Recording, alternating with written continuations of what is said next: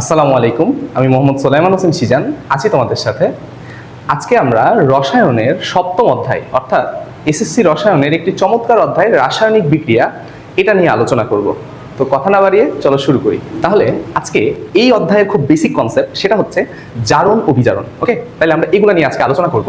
প্রথমে আমাদের যে টপিকগুলো বুঝতে হবে, এক নম্বর সেটা হচ্ছে জারণ মান নির্ণয়। ওকে, জারণ মান নির্ণয় এটা আমরা শিখবো। আমরা আরো কিছু জিনিস শিখবো, যেমন জারণ বিজারণ বিক্রিয়া।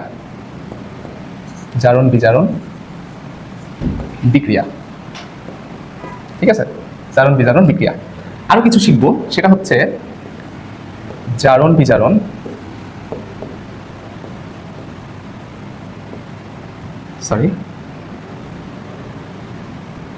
জারণ বিজারণ যুগপদ।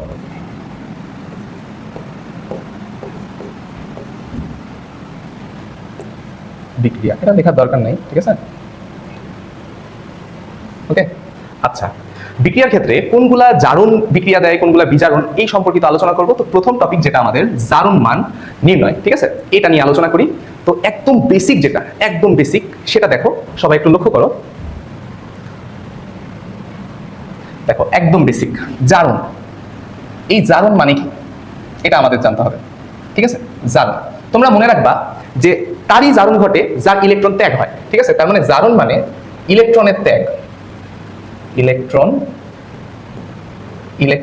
ত্যাগ। আমার আসলে হোয়াইট বোর্ডে লিখে অভ্যাস, এই জন্য স্মার্ট বোর্ডে একটু আনকমফোর্টেবল লাগছে, তোমরা এটা ইউজ টু হও। ওকে, আর বিজারণ মানে বিজারণ মানে হচ্ছে ইলেকট্রন গ্রহণ, ঠিক আছে? ইলেকট্রন গ্রহণ। ওকে, এটা মনে রাখবা। আর যার জারণ ঘটে তার আসলে কি হয়? যার জারণ ঘটেছে তাকে আমরা বলবো বিজারক। তাকে কি বলবো? বিজারক।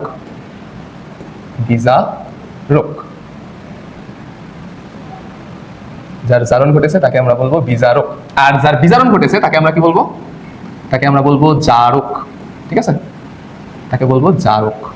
আচ্ছা, দেখো, আমি যদি এখানে একটা বিক্রিয়া লিখি, ধরো আমি লিখলাম যে Zn প্লাস H2SO4, ঠিক আছে? এটা কি ধরনের বিক্রিয়া দিছে? দেখো, সেটা হচ্ছে ZnSO4 প্লাস H2। এটা এক ধরনের প্রতিস্থাপন বিক্রিয়া, তাই না?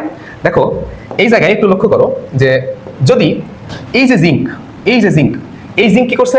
এই যে H2SO4 আছে না, এই যে তোমার H2SO4 এর এই SO4 কে নিজের মধ্যে নিয়ে নিছে এবং H2 আলাদা হয়ে গেছে। এই জন্য এই ধরনের বিক্রিয়াকে আমরা বলি প্রতিস্থাপন বিক্রিয়া।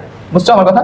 ওকে, আর এই বিক্রিয়ায় দেখো, যদি কোনো মৌল, যদি কোনো যৌগ একা একা থাকে, তাহলে আমরা তাকে বলতে পারি জারণ মান 0 টোটাল যৌগের। আর যদি সে আয়নিত আকারে থাকে, তাহলে তার মাথার উপরে যে পরিমাণ চার্জ সেটাই হচ্ছে তার জারণ মান। তাহলে একটু লক্ষ্য করো যে ধরো আমি ওকে, দেখো, লক্ষ্য করো, ধরো আমার এখানে আছে হচ্ছে H2O। কি আছে? H2O, ঠিক আছে? এইটার টোটাল যে জারণ মান এটা কত? 0। অথবা ধরো আছে O2, তাহলে এই টোটালটার জারণ মান কত? 0, যদি সেটা বিক্রিয়ার ক্ষেত্রে হয়। কিন্তু ধরো এমন আছে যে NH4+, তাহলে এই টোটালটার জারণ মান কত হবে? এই যে এর মাথার উপরে যে আয়নটা আছে না, এর মাথার উপরে কোন আয়নটা আছে বলো তো? ধরো এই যে মাথার উপরে যে আয়নটা আছে, লক্ষ্য করো, মাথার উপরে যে আয়নটা আছে কত আছে? প্লাস মানে কি? জাস্ট 1 আছে। তার মানে এই টোটালটার জারণ মান কত হবে? 1। বুঝছো আমার কথা? ক্লিয়ার? আচ্ছা, যদি এমন না থেকে ধরো এমন আছে যে তোমাকে বললো, একটু লক্ষ্য করো, NH4 এরকম না থেকে ধরো দেওয়া আছে SO4 2-, তাহলে এই টোটালটার জারণ মান কত হবে বলো তো? এই টোটালটার জারণ মান হবে -2, ঠিক আছে? কারণ এই যে মাথার উপরে যেটা আছে এটাই তার কি নির্দেশ করে? জারণ মান নির্দেশ করে, টোটালটার। তাইলে আমরা কি আলাদা আলাদা মৌলের ক্ষেত্রে আলাদা আলাদা জারণ মান বের করতে পারি? অবশ্যই পারি। দেখো, এর জন্য আমাদের কি করা লাগবে? একটু লক্ষ্য করো, কি করতে হবে? খুবই মনোযোগ দাও। কিছু জিনিসের জারণ মান মনে রাখতে হবে, ঠিক আছে? জারণ মান নির্ণয়। ওকে, আমরা আজকে এটা শিখছি, খুবই মনোযোগ দিবা। ওকে, তোমাদের বইয়ে আছে H2SO4। কি আছে? H2SO4।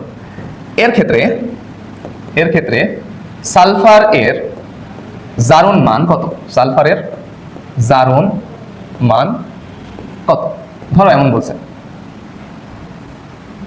সালফারের জারণ মান কত, এইরকম বলছে। ওকে, তাইলে তোমাকে এই যৌগের মধ্যে, এই যে টোটাল যৌগ আছে, এই যৌগের মধ্যে সালফার ব্যতীত অন্য যে সকল মৌলগুলো আছে, এই মৌলগুলোর জারণ মানটা মনে রাখতে হবে। কিভাবে মনে রাখবা? মুখস্থ করবা। ওকে, আমি বলে দিচ্ছি।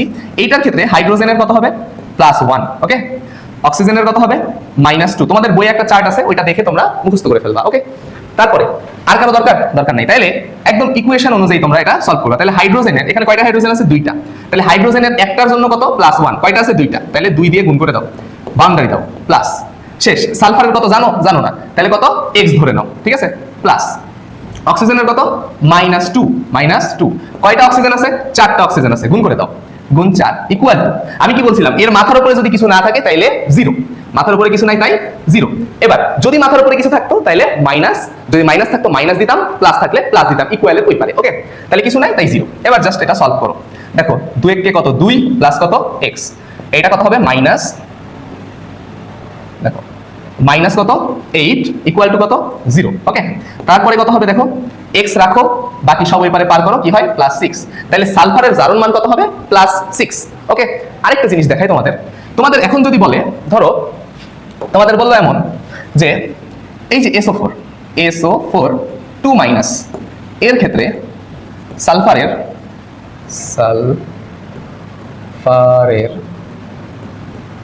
জারণ মান কত? জারণ মান কত? ধরো এমন বলছে, তাই না? তাহলে কি করবা? দেখো এই সালফারেটটা জানো না, তাইলে ওটাকে x ধরো, প্লাস দাও। অক্সিজেনের তুমি জানো কত? -2 ইন্টু কত? 4 ইকুয়াল টু, মাথার উপরে যত আছে ইকুয়াল টু ওই পারে তত দিবা। তাহলে কত? -2। এখানে যদি +2 থাকতো +2 দিতা, ইকুয়ালের ওই পারে। ঠিক আছে, ওকে, এই পর্যন্ত বুঝছো? এবার জাস্ট সলভ করো। x মাইনাস কত? 8 ইকুয়াল টু কত? -2। এবার দেখো x এর মতো রাখো, ইকুয়াল টু -8 ওই পারে যে +8, তাহলে কত হয়? +6। তাহলে সালফারের কত হয়? +6। এই হচ্ছে ব্যাপার। আমার কথা ক্লিয়ার? বুঝতে পারছো? এই পর্যন্ত যদি বুঝতে পারো তাহলে আমরা বিক্রিয়ার দিকে যাব। তোমরা একটু আগে একটা বিক্রিয়া দেখলা না? একটু আগে একটা বিক্রিয়া দেখছো, বিক্রিয়াটা আরেকবার লক্ষ্য করো, যে আমরা বিক্রিয়াটা আরেকবার লিখি। দেখো Zn প্লাস H2SO4, এবং বিক্রিয়ার মধ্যে কি তৈরি হয়েছে? দেখো তোমার, দেখো তৈরি হয়েছে হচ্ছে ZnSO4 প্লাস H2, তাই না? এটা তাহলে এদিকে লক্ষ্য করো যে আগে এই জায়গায় জিঙ্ক একা একা আছে, তার মানে এর জারণ মান কত? 0। এখানে হাইড্রোজেন +1, কয়টা আছে? 2টা, তাহলে কত হয়েছে? +2। ঠিক আছে, দেখো এবার দেখো লক্ষ্য করো সালফারের ক্ষেত্রে, সালফারের এখানে কিন্তু +6, আমরা একটু আগে সালফারের জারণ মান বের করলাম, +6। আর কে আছে বলো তো? আর আছে হচ্ছে অক্সিজেন, -2, কয়টা আছে? 4টা, টোটালটা ইকুয়েশন করলে কত হয়? -8। এবার দেখো টোটালটা ক্যালকুলেশন করে দেখবা, টোটালটার ভ্যালু কত আসছে? টোটালটার ভ্যালু কত আসছে? 0। বুঝছো? 0। এবার পরেরটা, এখানে দেখো জিঙ্ক এখানে কিন্তু 2+, এখানে কত জিঙ্ক? এখানে জিঙ্ক 2+, এখানে জিঙ্ক 2+, আর সালফার কত? সালফার হচ্ছে এখানে +6, এখানে সালফার +6। আর কে আছে? আর এই যে অক্সিজেন, কে আছে? অক্সিজেন। এই হচ্ছে -2 ইন্টু 4 সমান কত? -8। দেখো টোটালটার ভ্যালু কিন্তু 0। বুঝছো? টোটালটার ভ্যালু 0। আর এই যে হাইড্রোজেন বেটা, এই বেটা 0, কারণ এই একা একা আছে, তার মানে যে একা একা থাকবে সেই হচ্ছে 0। বুঝছো? এবার মজার ব্যাপার হচ্ছে এই টোটাল বিক্রিয়ায় দেখো এই যে জিঙ্ক, এই জিঙ্কের ক্ষেত্রে একটু লক্ষ্য করো, এই জিঙ্ক আগে কত ছিল বলো? আগে ছিল বিক্রিয়কে ছিল 0, এই উৎপাদে যে কত হয়েছে? এই উৎপাদে হয়েছে +2, তার মানে জারণ মান কি হয়েছে? বাড়ছে। আবার এদিকে দেখো এই যে H2, এই আগে কি ছিল? 2, এখন কত হয়েছে? 0। তাহলে লক্ষ্য করো আগে 2 ছিল সে, এখন সে কত হয়েছে? 0 হয়েছে। তাইলে তোমরা একটা জিনিস লিখো এখানে, যে জারণ মানে কি? জারণ মানে হচ্ছে জারণ মান বৃদ্ধি, জারণ মান বৃদ্ধি। ঠিক আছে, জারণ মানে জারণ মান বৃদ্ধি। ঠিক আছে, আর বিজারণ মানে? আর বিজারণ মানে কি? বিজারণ মানে কি? বিজারণ মানে হচ্ছে জারণ মান হ্রাস, জারণ মান হ্রাস। বুঝছো আমার কথা? জারণ মান হ্রাস। তাহলে একটু লক্ষ্য করো তো, এই যে জিঙ্ক, এই জিঙ্ক, এদিকে তাকাও, এই যে জিঙ্ক, এই জিঙ্ক আগে কি ছিল? এই জিঙ্ক আগে 0 ছিল। এই জিঙ্ক কি ছিল? এই যে এই জিঙ্ক আগে কি ছিল? এই জিঙ্ক আগে 0 ছিল। এখন এই জিঙ্ক কত হয়েছে দেখো তো, এই জিঙ্ক এখন 2+ হয়েছে। এই জিঙ্ক 2+ হয়েছে, তার মানে ওর 0 থেকে 2 বাড়ছে। তার মানে সে হচ্ছে ইলেকট্রন গ্রহণ করছে না ত্যাগ করছে? তার 2+ হয়েছে, তার মানে জারণ ঘটেছে তার। তাহলে আমরা এখানে লিখতে পারি, দেখো আমরা এই জায়গায় লিখতে পারি যে আসলে কি হয়েছে? জিঙ্কের জারণ ঘটেছে। জিঙ্কের কি ঘটেছে? জারণ ঘটেছে। আর এই যে এইখানে দেখো, এই যে হাইড্রোজেন 2 ছিল, হয়ে গেছে 0, তার মানে জারণ মান কমে গেছে। তার মানে এর কি হয়েছে? এর বিজারণ ঘটেছে। বিজারণ ঘটেছে। বুঝছো আমার কথা? এই হচ্ছে আমার টোটাল বিষয়। তাহলে জারণ তুমি চিনবা, বিজারণ তুমি চিনবা। দেখো A0 ছিল, এখন হয়ে গেছে কত? 2+, তার মানে ওর জারণ ঘটেছে। তাহলে জারণ যার ঘটেছে কার বলো তো? এর। তাহলে একে আমরা কি বলতে পারি? একে আমরা কি বলতে পারি বলো? এর জারণ ঘটেছে না, তাহলে আমরা একে বলতে পারি বিজারক। কি বলতে পারি? বিজারক। ঠিক আছে? আর এই যে কার বিজারণ ঘটেছে বলো তো? এই 2+ ছিল, ও হয়ে গেছে 0। তাহলে আমরা একে কি বলতে পারি? একে আমরা বলতে পারি জারক। কি বলতে পারি? একে বলতে পারি জারক। এই হচ্ছে আমাদের টোটাল ব্যাপার স্যাপার। বুঝতে পারছো? খুব ইজি না? খুব ইজি, ভেরি ইজি, জাস্ট বুঝতে হবে। ঠিক আছে? আরেকটা কনসেপ্ট আছে, এটা আমি তোমাদের এখানে বুঝাবো না, কারণ এটা আমার ইউটিউব চ্যানেলে দেওয়া আছে অলরেডি। ঠিক আছে? সেটা হচ্ছে লাশ হাতে নেওয়ার নীতি। তোমরা ভালোভাবে বুঝবা এবং ইনশাআল্লাহ তোমরা ক্লাসগুলো কন্টিনিউ করবা, তাহলে ইনশাআল্লাহ হবে। তো আজকে রাসায়নিক বিক্রিয়ায় এই কনসেপ্টটুকু যদি মাথায় ঢোকে, তাহলে তুমি জারণ বিজারণের যে কোনো কনসেপ্ট ইজিলি হ্যান্ডেল করতে পারবা ইনশাআল্লাহ। তো সবাই ভালো থাকো, সুস্থ থাকো, আমার জন্য দোয়া করো। আজকে এই পর্যন্তই। ধন্যবাদ সকলকে। আসসালামু আলাইকুম।